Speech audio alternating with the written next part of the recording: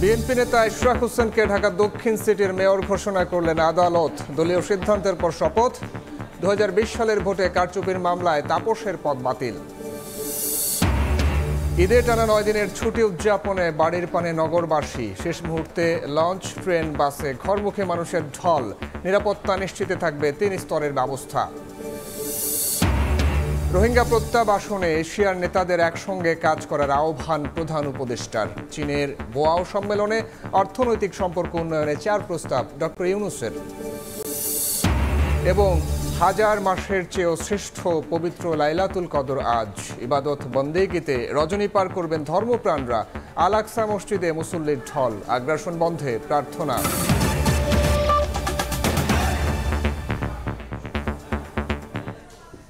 সময় সংবাদের সঙ্গে আছি আমি সাইফুল রুদ্র। আদালতের রায়ের মাধ্যমে নতুন মেয়র পেল ঢাকা দক্ষিণ সিটি কর্পোরেশন। বিএনপি নেতা ইশরাক হোসেনকে মেয়র ঘোষণা করে রায় দিয়েছেন যুগ্ম জেলা জজ আদালত। 2020 সালের সিটি কর্পোরেশন নির্বাচনে ভোট কারচুপি ও অনিয়মের অভিযোগে করা মামলায় এই রায় দেওয়া হয়েছে। বাতিল করা হয় ফজলে নূর তাপসের মেয়র পদ। তবে ইশরাক হোসেন তার শপথের সিদ্ধান্ত দলের উপর ছেড়ে দিয়েছেন। 5 বছর আগে হয় নির্বাচন, ক্ষমতায় বসলেন সরকার দলীয় প্রার্থীর নেতা, কিন্তু 5 বছর পরে এসে আদালতের রায়ে পাল্টে গেল পুরো দৃশ্যপট। বাতিল করা হলো তৎকালীন নির্বাচিত মেয়রের ফলাফল। ঢাকা দক্ষিণ সিটির নতুন মেয়র ঘোষণা করা হলো আরেক প্রার্থী বিএনপি নেতা ইঞ্জিনিয়ার ইশরাক হোসেনকে।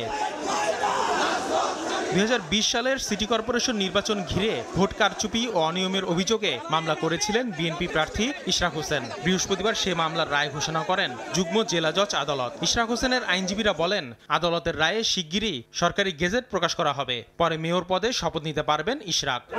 নির্বাচন কমিশন করতে গেজেট হবে এবং সেই গেজেটের মাধ্যমে ইনশাআল্লাহ ঢাকা দক্ষিণ সিটি কর্পোরেশনে অচিরে মেয়র হিসেবে উনি শপথ গ্রহণ করবেন। দক্ষিণ সিটির মেয়র হিসেবে নিজের নাম ঘোষণার পর আদালতের প্রতি সন্তোষ প্রকাশ করেন ইশরাক হোসেন, কিন্তু দলীয় সিদ্ধান্তের পরিপ্রেক্ষিতেই শপথ নেবেন বলে জানান তিনি। ন্যায় বিচার পেয়েছি, এটাই হলো আজকের মূল আমাদের বিষয়। এখানে আমি মেয়র হতে পারবো বা আমি মেয়র পদে শপথ গ্রহণ করব কিনা সেটা সম্পূর্ণ দলীয় বিষয়। একপেশে নির্বাচনী ব্যবস্থার অপরাধে নির্বাচন কমিশন সহ সংশ্লিষ্ট সবার বিচার দাবি করেন ইশরাক হোসেন। আসিফ মোহাম্মদ সিয়াম, সময় সংবাদ, ঢাকা। ঈদ উল ফিতরের টানা 9 দিনের ছুটি উদযাপনে বাড়ির পানে নগরবাসী। শেষ মুহূর্তে লঞ্চ, ট্রেন, বাসে বেড়েছে ঘরমুখী মানুষের চাপ। তবে চিরচেনা ভোগান্তি না থাকায় স্বস্তি জানিয়েছেন যাত্রীরা। এদিকে ঈদযাত্রায় সবার সুরক্ষা নিশ্চিতে 3 স্তরে নিরাপত্তা থাকছে বলে জানিয়েছে র্যাব। উৎসব পার্বণে ঘরমুখী মানুষের এই ঢল চিরচেনা হলেও এবারের আয়োজন একটু আলাদাই বটে। এবারই প্রথম ঈদের আগে পরে মিলিয়ে 5 দিন সরকারি ছুটির সঙ্গে সাপ্তাহিক ও 1 দিন নির্বাহী আদেশে অফিস আদালত বন্ধে বাড়তি যোগ হয়েছে আরও 4 দিন। সব মিলিয়ে টানা 9 দিনের ছুটি উদযাপনে বাড়ির পানে নগরবাসী। এতদিন লঞ্চে তেমন ভিড় না হলেও ছুটি শুরুর আগের দিন সদরঘাটের চিত্র ছিল ভিন্ন। তবে ঈদের 3-4 দিন আগেই বাড়ি ফেরার সুযোগ পেয়ে উচ্ছ্বসিত দক্ষিণবঙ্গের মানুষ।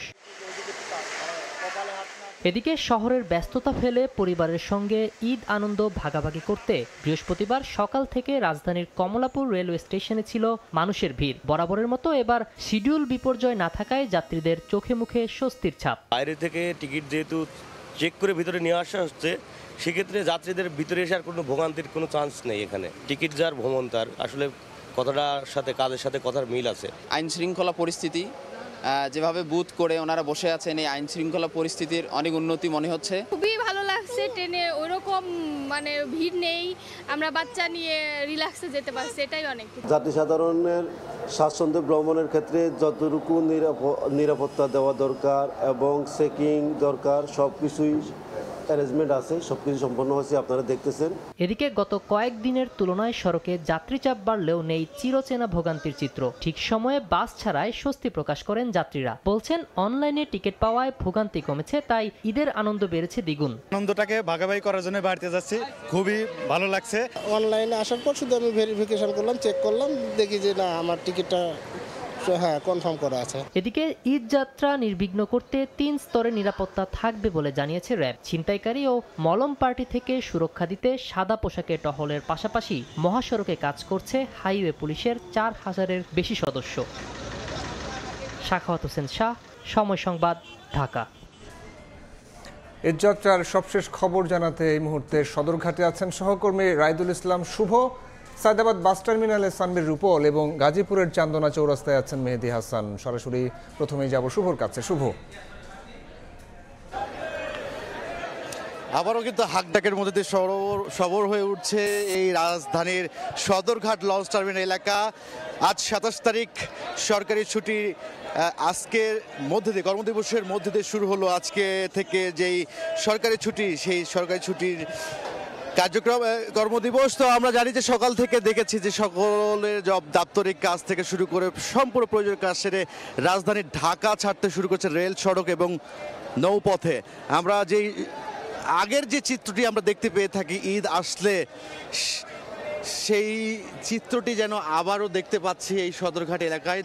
উত্তরবঙ্গ থেকে যারা সড়ক পথে যাচ্ছেন, দক্ষিণবঙ্গের মানুষ কিন্তু ঠিক তেমনি লঞ্চ পথে, মানে নদী পথে লঞ্চে করে কিন্তু তারা বাড়ি ফিরছেন শেষ সময়ে এসে।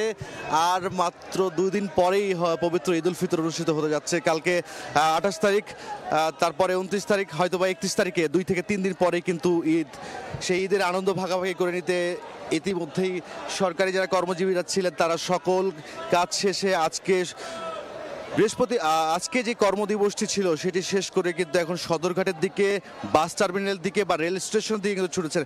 আমরা যে দেখেছি যে এখন এই মুহূর্তে যে যাত্রীগুলো অপেক্ষা করছে তারা বরিশাল, ভোলা থেকে শুরু করে বিভিন্ন জায়গায় যাওয়ার জন্য তারা এই মুহূর্তে অবস্থান করছেন। তাদের যে এবারের ঈদ যাত্রাটা 3 পথেই কিন্তু স্বস্তির কথা আসলে বলছেন তারা, যে বিগত দিনগুলোতে যে চাপটা থাকে সেই চাপটি কিন্তু পদ্মা সেতু হওয়ার পরে তো সদরঘাট এলাকাতে অনেকাংশেই কমে এসেছে। তবে কিন্তু এবারে কিন্তু যাত্রী পরিপূর্ণ দেখা যাচ্ছে প্রতিটা এই লঞ্চগুলোতে।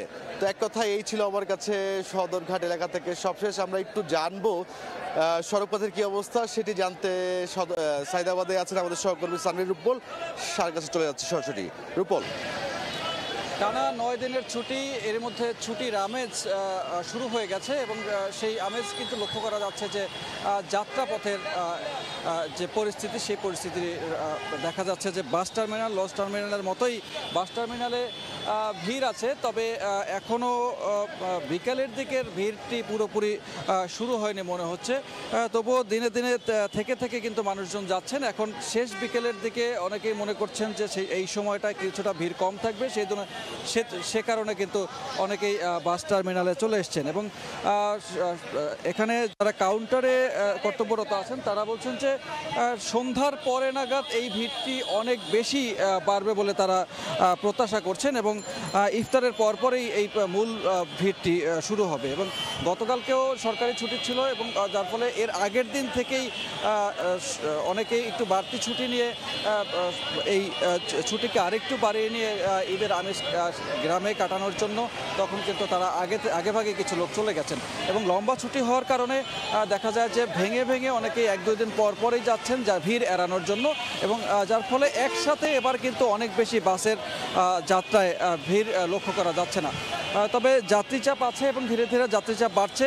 তবে বেশি ঝামেলা পোহাতে হচ্ছে শহরের মধ্য থেকে বের হওয়ার জন্য যে রাস্তাগুলো আছে সেই রাস্তাগুলোতে যানজটের কারণে। এবং বিশেষ করে গুলিস্তান, মতিঝিল এবং যাত্রাবাড়ি এই 3টি জায়গা থেকে শহর থেকে বের হওয়ার মুখে এক ধরনের যানজট কিন্তু তৈরি হয়েছে এবং বাসগুলো রাস্তার পাশে রাখার ফলে সেই যানজটটা আরও বেশি বেড়ে যাচ্ছে এবং এ কারণে কিন্তু বেগ পোহাতে হচ্ছে যাত্রীদের। এবং তারা নির্দিষ্ট সময়েই বাসগুলো ছেড়ে যাচ্ছে বা বাসও যেহেতু এখন পদ্মা সেতুর কারণে দক্ষিণ পশ্চিম অঞ্চলের মানুষের যাত্রাপথ বিশেষটা সহজ হয়ে গেছে, যার ফলে এই যাত্রাপথের বাস কিন্তু খুব বেশি বিলম্ব হচ্ছে না এবং নির্দিষ্ট সময়ের মধ্যেই তারা বাস ছেড়ে যেতে পারছে।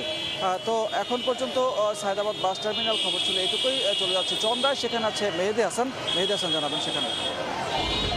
নিশ্চয়ই জানেন গাজীপুরের আসলে ঈদযাত্রা নির্ভর করে অনেকটাই গার্মেন্টস প্রতিষ্ঠান ছুটির উপর। আসলে সেই গার্মেন্টস প্রতিষ্ঠান আজকেই সবশেষ কর্মদিবস এবং সেই আজকের এই কর্মদিবস শেষে কিন্তু কাল থেকে আনুষ্ঠানিকভাবে এই ঈদযাত্রা বলতে আমরা যেটি বুঝি, এই গাজীপুর থেকে সেই ঈদযাত্রা আনুষ্ঠানিকভাবে শুরু হবে। যদিও আজকে অনেকেই গাজীপুর ছেড়ে নিজের বাড়িতে যাচ্ছেন, আমরা তাদের সাথে কথা বলেছি। তারা আসলে যেমনটি বলছেন যে একদিন ছুটি আগে থেকে নিয়েই কিন্তু তারা সড়ক পথের ভোগান্তি কমাতে কিন্তু তারা এই গাজীপুর থেকে আসলে নিজের বাড়িতে আসলে রওনা দিয়েছেন। আমরা যেই সড়কটিতে রয়েছি এটি কিন্তু ঢাকা টাঙ্গাইল মহাসড়ক এবং সামনে আসলে ঢাকা ময়মনসিংহ মহাসড়ক।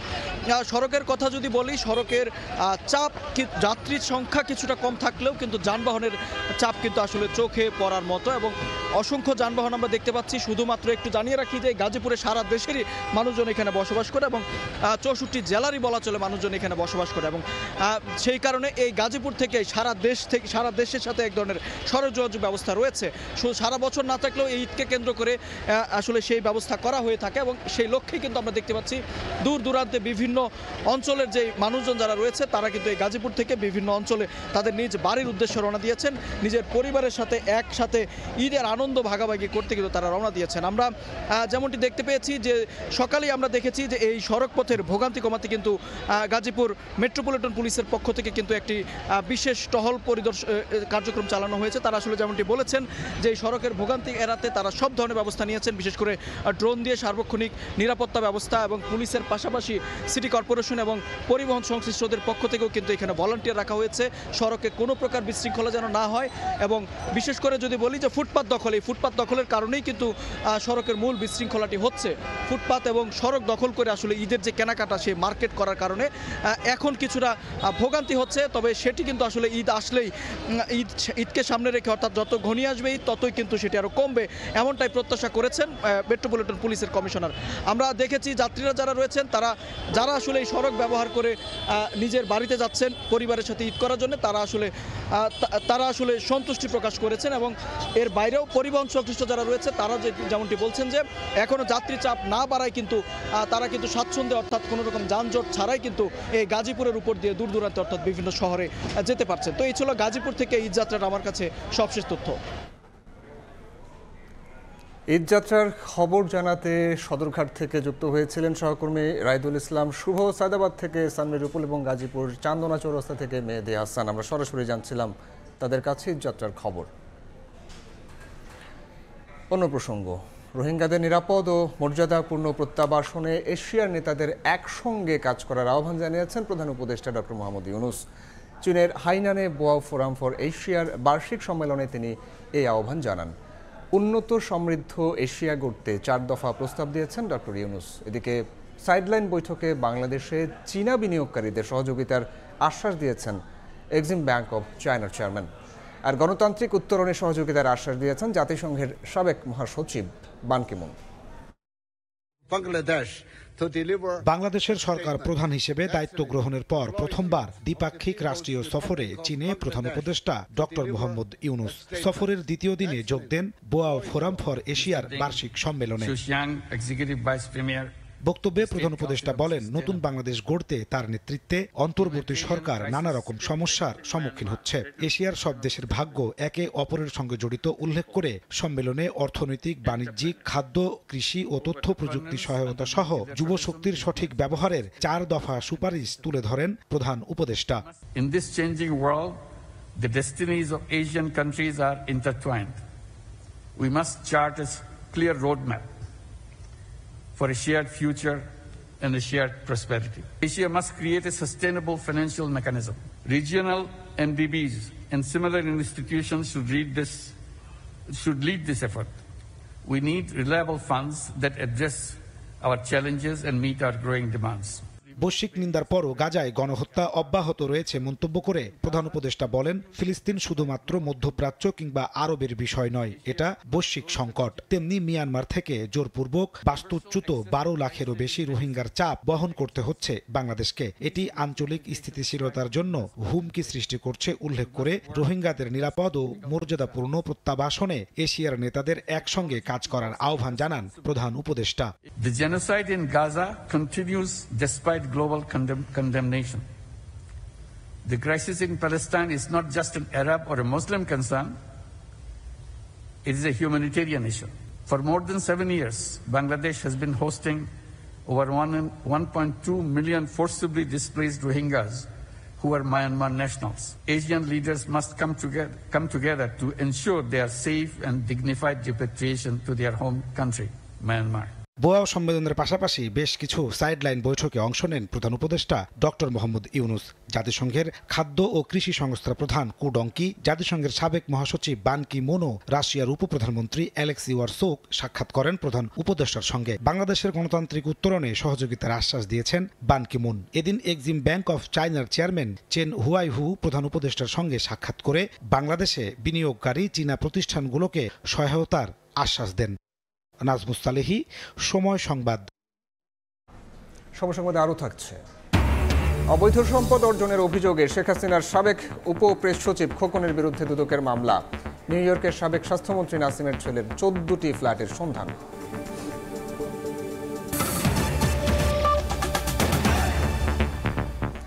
জুলাই আগস্ট গণহত্যার বিচার বাধাগ্রস্ত করতে ষড়যন্ত্র চলছে বলে অভিযোগ করেছেন আন্তর্জাতিক অপরাধ ট্রাইব্যুনালের চিফ প্রসিকিউটর তাজুল ইসলাম। তথ্য পাচারে প্রসিকিউশনের কেউ জড়িত থাকলে ব্যবস্থার হুঁশিয়ারি দিয়েছেন তিনি। এদিকে জুলাইয়ে চানখার পুলের 7 জনকে হত্যা মামলার তদন্ত শেষ হয়েছে বলেও জানিয়েছেন তিনি। আসামির সংখ্যা 8 জন। একের পর এক তথ্য পাচারে বিব্রত অবস্থায় পড়েছে আন্তর্জাতিক অপরাধ ট্রাইব্যুনালের প্রসিকিউশন। এই তথ্য পাচারের কারণে গ্রেফতারি পরোয়ানা জারির পর 22 জন আসামি পালিয়ে যায়। গোপন তথ্য কিভাবে ফাঁস হচ্ছে তার তদন্তও শুরু হয়েছে। ট্রাইব্যুনালের তথ্য ফাঁস ও গ্রেফতারের আগে আসামিদের পালানোর কথা স্বীকার করলেন খোদ চিফ প্রসিকিউটর। সাংবাদিকদের প্রশ্নের জবাবে বললেন, ট্রাইব্যুনালের সঙ্গে জড়িত বা প্রসিকিউশনের কেউ যদি তথ্য ফাঁসে সম্পৃক্ত থাকে তাদের বিরুদ্ধে কঠোর ব্যবস্থা নেওয়া হবে। বিচার কাজ বাধাগ্রস্ত করতে নানামুখী ষড়যন্ত্র চলছে বলেও জানান তিনি। বোঝা যাচ্ছে যে এখান থেকে কোথা থেকে হচ্ছে, কারণ অর্ডারটা হওয়ার আগ পর্যন্ত কিন্তু কেউ জানতে পারছে না। অর্ডারটা যখন কোর্টে হচ্ছে তাৎক্ষণিকভাবে জানানো হচ্ছে, তার মানে বোঝা যাচ্ছে জানানোর কাজটা অর্ডার হওয়ার সাথে সাথে এখান থেকে কোনো না কোনো জায়গা থেকে যাচ্ছে। ন্যাচারালি এই বিল্ডিংয়ের মধ্য থেকেই যাচ্ছে বলে আমাদের কাছে মনে হচ্ছে। যারা এই ধরনের তথ্য ফাঁসের সাথে জড়িত হবে তাদেরকে আইনের আওতায় আনা হবে এবং দৃষ্টান্তমূলক শাস্তির মুখোমুখি করা হবে। তো ফিনিশিং যে টাচ সেটা দেওয়ার চেষ্টা করা হচ্ছে। ঈদের পরপরই সেটাও চলে আসবে আমাদের হাতে। আসলে সেটারও ফরমাল চার্জ দাখিলের প্রক্রিয়াটা শুরু হয়ে যাবে। এদিকে শেখ হাসিনার সুপিরিয়র কমান্ড রেসপন্সিবিলিটির তদন্ত প্রতিবেদন ঈদের পর ট্রাইব্যুনালে দাখিল করা হবে বলে জানালেন অ্যাডভোকেট তাজুল ইসলাম। একই সঙ্গে 28 এপ্রিলের মধ্যে আশুলিয়ায় 6 লাশ পোড়ানোর মামলার তদন্ত প্রতিবেদন চেয়েছেন ট্রাইব্যুনাল। আফজাল হোসেন, সময় সংবাদ, ঢাকা।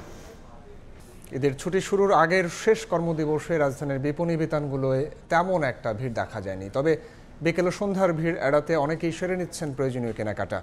বিক্রেতাদের আশা দিন গড়ালে বাড়বে কেনাকাটা। ঈদ মানে আনন্দ, ঈদ মানে খুশি। এই খুশির অন্যতম অনুষঙ্গ নতুন পোশাক, জুতা, প্রসাধনী কিংবা অলংকার কেনা। তাই তো রাজধানীর বিভিন্ন বিপণী বিতান ও শপিং মল এসেছেন সব বয়সী মানুষ। শুক্রবার থেকেই শুরু হয়ে যাচ্ছে ঈদের ছুটি। আগের দিন বৃহস্পতিবার শেষ কর্মদিবস।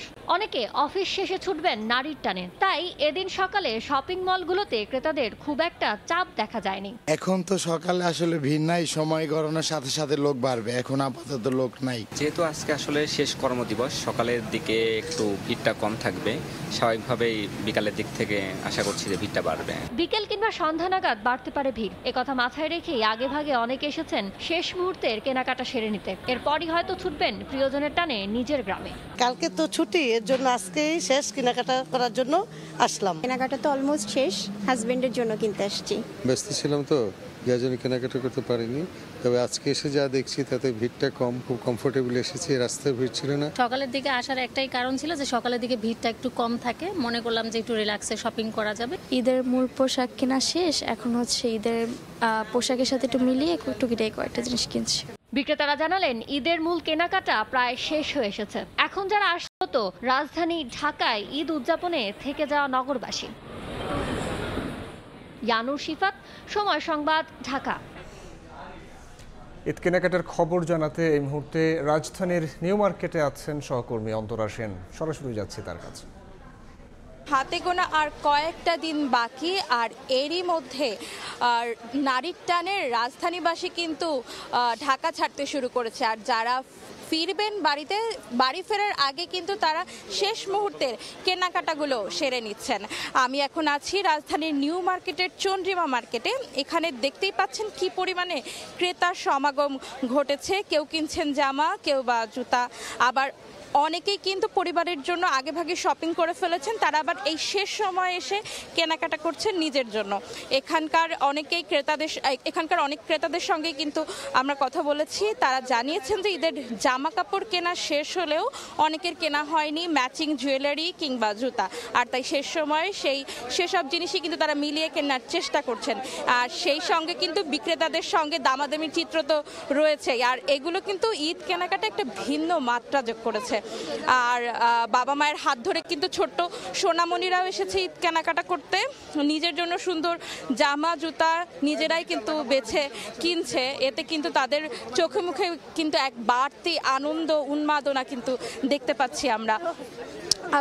আবার ঈদের সময় কিন্তু অনেকে আবার নিজের ঘরকে একটু সুন্দরভাবে সাজাতে পছন্দ করেন, আর তাই ঘর সাজানোর জিনিসপত্রের দোকানগুলোতেও কিন্তু বেশ ভিড় চোখে পড়েছে। কেউ কিনছেন বাসার সোফার জন্য নতুন কাভার, কেউ কিনছেন বিছানার চাদর, বালিশের কাভার, আর কারো নজর রয়েছে কিন্তু ডাইনিং টেবিলের জন্য সুন্দর একটা ডিনার সেট কেনার দিকে। মূলত শেষ সময় এসেও কিন্তু বিপণী বিতানগুলোতে যে ভিড় সেগুলো কিন্তু বেশ চোখে পড়ার মতো। বিক্রেতারা কিন্তু অনেকেই বলছেন যে তারা যে পরিমাণে ভিড় গত রমজানে দেখেছিলেন তার থেকে আরও বেশি ভিড় কিন্তু এই রমজানে কিন্তু তারা দেখেছেন। কেনাকাটা কিন্তু তাদের এই রমজানে কিন্তু তাদের কেনাকাটা বেশি হয়েছে। তারা কিন্তু বেশ সন্তুষ্টি প্রকাশ করেছে। আর এই ছিল রাজধানী নিউ মার্কেট থেকে ঈদ কেনাকাটার সর্বশেষ খবরাখবর আমার কাছে। সামনে রেখে চলতি মাসের প্রথম ২৬ দিনে দেশের ইতিহাসে সর্বোচ্চ রেমিটেন্স পাঠিয়েছেন প্রবাসীরা। বৃহস্পতিবার বাংলাদেশ ব্যাংক জানিয়েছে ২৬ দিনের রেমিটেন্স এসেছে $294 কোটি 50 লাখ। সে হিসেবে প্রতিদিন আসছে প্রায় 11 কোটি 32 লাখ। তার আগে দেশের ইতিহাসে সর্বোচ্চ $263 কোটি 88 লাখ রেমিটেন্স আসে গত ডিসেম্বরে। মাস শেষে এই আয় প্রথমবারের মতো $300 কোটি ছাড়িয়ে যাবে বলে প্রত্যাশা কেন্দ্রীয় ব্যাংকের।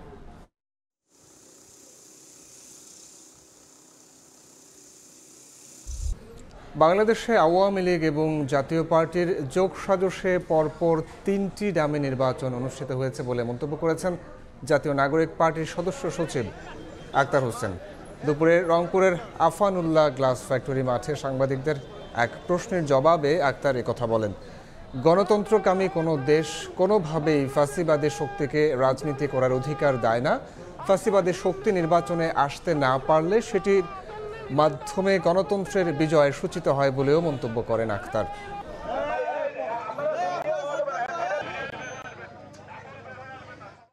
বাংলাদেশের মানুষ দীর্ঘ সময় ধরে যে ফ্যাসিবাদের জাতাকলে পিষ্ট ছিল, তার পিছনে সব থেকে বড় শক্তি ছিল এই আওয়ামী লীগ এবং জাতীয় পার্টি। 2024 সালে যে গণহত্যা সংঘটিত হয়েছে, এই গণহত্যার প্রকাশ্য মদতদাতা সংগঠন আওয়ামী লীগ এবং তাদের দোষর হচ্ছে এই জাতীয় পার্টি। অতি দ্রুত আওয়ামী লীগের নিবন্ধন বাতিল ঘোষণা করতে হবে। দল হিসেবে মার্কা নিয়ে এবং এই নাম এবং মতাদর্শ নিয়ে আওয়ামী লীগ বাংলাদেশে আর কোনোভাবেই রাজনীতি করতে পারে না। রাজধানী সহ দেশের 3টি বিভাগীয় শহরে 11 এপ্রিল কনসার্ট করবে বিএনপি। মহান স্বাধীনতা দিবস উপলক্ষে এই আয়োজন করবে সবার আগে বাংলাদেশ। দুপুরে রাজধানীর গুলশানের সংবাদ সম্মেলনে বিএনপির যুগ্ম মহাসচিব এবং সংগঠনের সভাপতি শহীদউদ্দিন চৌধুরী অ্যানি এই তথ্য জানান। বলেন, ঢাকা, চট্টগ্রাম, খুলনা এবং বগুড়ায় একই দিন বিকেল 3টা থেকে শুরু হবে এই কনসার্ট। দেশের কৃষ্টি ও সংস্কৃতিতে ভারত ও পাকিস্তানি সঙ্গীতের আগ্রাসন রুখে দেওয়ার লক্ষ্যে এই আয়োজন। দেশের যে কোনো প্রয়োজনে সবার আগে বাংলাদেশ প্ল্যাটফর্ম কাজ করবে বলেও জানান তিনি।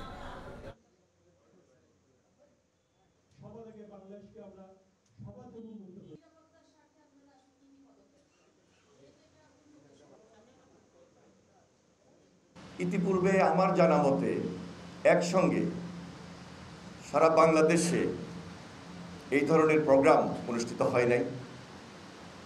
যদি আমাদের জন্য একটা চ্যালেঞ্জ, কোনোভাবেই যেন আমাদের এই দেশের কালচারে কৃষ্টিতে ভারতের গান এবং পাকিস্তানি গান প্রাধান্য না পায় সেই দিকে আমরা বিশেষভাবে নজর দিয়েছি। বাংলাদেশের যে ঐতিহ্য, বাংলাদেশের ইতিহাসকে আমরা টার্গেট করেছি। আমাদের লক্ষ্য ভবিষ্যৎ বাংলাদেশ সুন্দর হবে।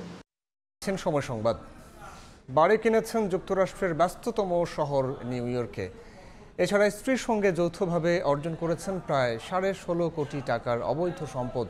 শেখ হাসিনার সাবেক উপ প্রেস সচিব আশরাফুল আলম খোকনের বিরুদ্ধে এসব ঘটনায় মামলা করেছে দুদক। সাবেক স্বাস্থ্যমন্ত্রী মোহাম্মদ নাসিমের ছেলের নামে নিউ ইয়র্কে 14টি অ্যাপার্টমেন্টের সন্ধান পেয়েছে সংস্থাটি।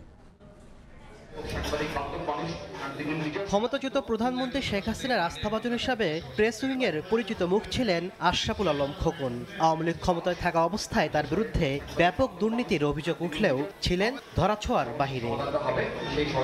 পট পরিবর্তনের পর খোকনের বিরুদ্ধে অনুসন্ধানের নামে দুদক। অনুসন্ধানে অবৈধ অর্থে যুক্তরাষ্ট্রের নিউ ইয়র্কে বাড়ি ক্রয়ের প্রমাণ পেয়েছে দুদক। এছাড়া খোকন দম্পতির বিরুদ্ধে প্রায় 16.5 কোটি টাকার অবৈধ সম্পদ এবং 7.5 কোটি টাকার সন্দেহজনক লেনদেনের অভিযোগে মামলা করেছে সংস্থাটি। অনুসন্ধানকারী কর্মকর্তারা 3067 ইরা রোড, বেলমোর, নিউ ইয়র্কে ঠিকানায় একটি বাড়ি ক্রয়ের তথ্য পাওয়া গেছে। এদিন নিউ ইয়র্কেই সাবেক স্বাস্থ্যমন্ত্রী মোহাম্মদ নাসিমের ছেলে তমাল মনসুরের 63 কোটি টাকা মূল্যে 14টি অ্যাপার্টমেন্টের সন্ধান পেয়েছে দুদক। সব মিলিয়ে তমালের বিরুদ্ধে 67 কোটি টাকার অবৈধ সম্পদের প্রমাণ মেলায় মামলা করা হয়। তমাল মনসুরের নামে মার্কিন যুক্তরাষ্ট্রের নিউ ইয়র্কে 14টি অ্যাপার্টমেন্টের তথ্য পাওয়া গেছে এখন পর্যন্ত। এদিকে অবৈধ সম্পদ অর্জনের অভিযোগে পুলিশ সুপার আব্দুল্লাহ আরেফ বিপ্লবের বিরুদ্ধে অনুসন্ধানে নেমেছে দুদক। তাসলিম তৌহিদ, সময় সংবাদ, ঢাকা। দেখছেন সময় সংবাদ। অবৈধ সম্পদ উদ্ধারে অভিযানের নামে ধানমন্ডির স্বর্ণ ব্যবসায়ীর বাসায় ডাকাতির ঘটনায় 6 জনকে গ্রেফতার করেছে পুলিশ। ওই দলে ছিল 2 জন ভুয়া ম্যাজিস্ট্রেট, র্যাবের বেশে 10 থেকে 15 জন, 5 জন শিক্ষার্থী প্রতিনিধি ও ক্যামেরা মাইক্রোফোন হাতে গণমাধ্যমের প্রতিনিধি। এই ঘটনায় মামলার এজাহারে 2 জন সেনা সদস্যের নাম থাকলেও পুলিশ বলছে বাহিনীর কেউ জড়িত কিনা খতিয়ে দেখা হচ্ছে। ডাকাত ধরতে সাহসিকতার পরিচয় দেয়ায় 5 জনকে পুরস্কৃত করে অক্সিলারি পুলিশ ফোর্স হিসেবে নিয়োগ দিচ্ছে ডিএমপি। অভিযানের নামে রাজধানীর ধানমন্ডির 8 নম্বর সড়কে বুধবার ভোরে 20 থেকে 25 জনের হানা। র্যাবের পোশাকে সাজানো হয় 2 জন ম্যাজিস্ট্রেট, সঙ্গে শিক্ষার্থী প্রতিনিধি ও গণমাধ্যম কর্মীও রাখে তারা। তারপরও সন্দেহ হয় নিরাপত্তা প্রহরীদের। গেট না খোলাই ভেঙেই ভেতরে প্রবেশ করে তারা। এ সময় 999-এ ফোন করায় বেধড়ক পেটায় সেখানে থাকা এক অফিস সহকারীকে। গেট ভাঙিয়ে আমার ঢুকছে ভিতরে, ঢোকার পরে আমার অনেকক্ষণ মারছে। মারার পরে অনেক জায়গায় দাগ আছে, ওগুলো আছে। তখন আমার জিজ্ঞাসা করছে যে সিসি ক্যামেরা কোথায়, চাবি কোথায়, টাকা আছে কোথায়, আর বাড়িওয়ালা কোন জায়গায়, এটা বাড়িওয়ালা থাকে কই। পুরো 6 তলা ভবনের 2টি প্রতিষ্ঠানের অফিস ও বাড়ির মালিকের বাসায় তছনছ করে ডাকাতরা। 36 লাখ টাকা ও স্বর্ণালংকার নিয়ে পালানোর সময় জনতার সহায়তায় গ্রেপ্তার করা হয় 4 জনকে। পরে তাদের তথ্যে হাজারীবাগ থেকে গ্রেপ্তার করা হয় আরো 2 জনকে। উদ্ধার করা হয় ডাকাতিতে ব্যবহৃত মাইক্রোবাস, র্যাবের ভুয়া পোশাক ও নগদ টাকা।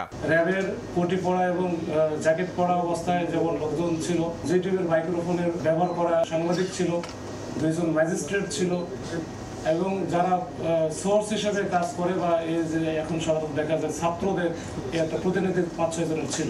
তার মানে ফুল একটা কম্বিনেশন ছিল যে অপারেশন টিমে। মামলার এজাহারে এই ঘটনায় 2 সেনা সদস্যের জড়িত থাকার অভিযোগ আনা হয়। যদিও পুলিশ বলছে বাহিনীর কেউ জড়িত কিনা খতিয়ে দেখা হচ্ছে। তাদেরকে রিমান্ডে বিস্তারিত তথ্য এবং পূর্বের যে পরিচয় বিভিন্ন কোনো কিছু থাকলে সেটা আমরা নিশ্চিত হতে পারবো, তারপরে আমরা হয়তো আপনাদের বলতে পারবো। কোনো অপরাধীকে কোনো রকম ছাড় দেওয়ার কোনো অবকাশ নেই। এই ঘটনায় সাহসিকতার পরিচয় দেয় 5 জনকে নগদ অর্থ পুরস্কারের পাশাপাশি ডিএমপির অক্সিলারি ফোর্স হিসেবে নিয়োগ দেওয়ার সিদ্ধান্ত নেওয়া হয়েছে। অক্সিলারি পুলিশ অফিসার হিসেবে নিয়োগ প্রদানের ঘোষণা। মাসুদুর রহমান, সময় সংবাদ, ঢাকা।